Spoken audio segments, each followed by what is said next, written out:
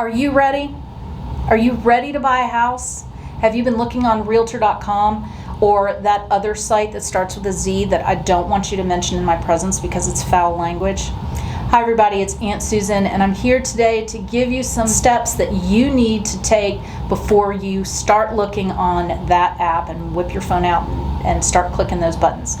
The first thing you need to do is save for your down payment and your closing costs. And I typically recommend to all my buyers that they have between 5 and 7% of the purchase price of their home saved up, cash in the bank, before they start looking for homes. And I know that this can seem like a lot of money, and it is, because this is a big investment.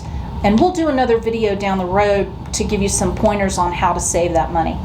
But you're gonna need money to start off with for your earnest money deposit. I typically recommend that my buyers have about 1% of the purchase price in your earnest money deposit. So if you're buying a $250,000 house, that means you're gonna need $2,500 right off the bat to start for your earnest money deposit. The next thing you're gonna need money for are your inspections. Inspections will typically cost you around $750 to $1,000. It might be a little bit more if there are some specialty inspections that you need. Maybe you need a sewer scope because it's an older home. Maybe you're fortunate enough to have found a house that has a pool, or maybe it has a septic tank. Those are three very specific situations where the cost of your inspections will go up. And the third thing you're going to need are the closing costs. And this is going to include all sorts of fees that are from the lender. There's a cost associated with borrowing that money, and it is going to be administrative costs. It's going to be potentially money that you'll spend to buy down your points, so that buy down your interest rate so that you don't have as high a monthly payment. It'll also include things like the attorney's fees, title searches. You're going to have to fund your initial escrow account. You're going to have to prepay the first month of your homeowner's insurance, and all sorts of things in that range as well. So it already probably seems like a daunting task that you're not going to be able to save up that much money. But in many cases, you're going to qualify for more of a loan than you actually want to spend. And that can give us some wiggle room for asking for closing costs from the seller. Too much information for us to go into in this video, but I'm always here if you have questions about that. Step number 2. Well, if you haven't completed step number 1, you're not ready. You need to do step 1 first. Step number 2, you need to work with a lender. There is absolutely 0 point in starting to look at houses and falling in love with houses until you know that you have that pre-approval letter in your hand. What happens if you go and you find a house and, oh honey, this is the one, and you don't have your pre-approval letter? And it's going to take you 3 to 5 to 7 days to get everything squared away because the lender needs this document and then they need this document, and you've got to go and download it and upload it and all these other things. It takes time. So get your pre-approval letter first, because if not, that house that you just fell in love with is going to go to some other buyer who already has their pre-approval letter. So step number 2, get your pre-approval letter. If you don't have your pre-approval letter, you're not ready. Step number 3, you need to get a good buyer's agent.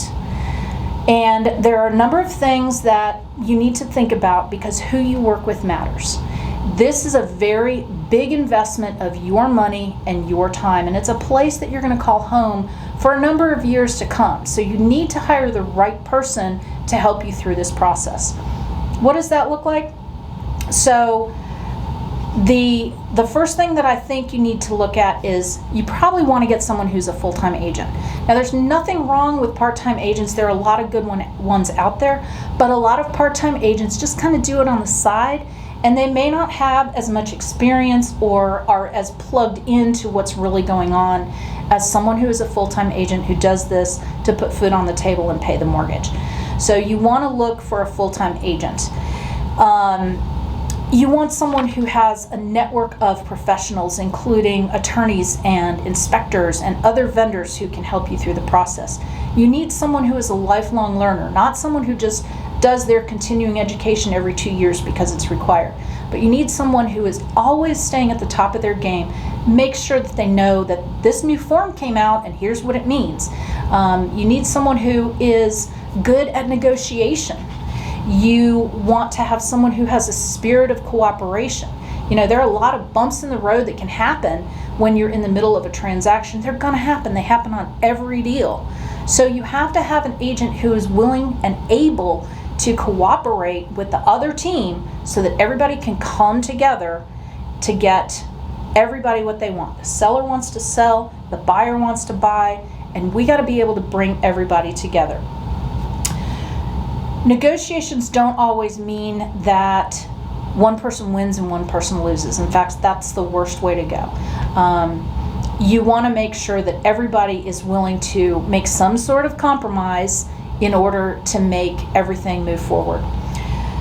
So my best advice for hiring a good agent is really interview several people. Of course, I think I'm the best person, the best fit for you here in the upstate.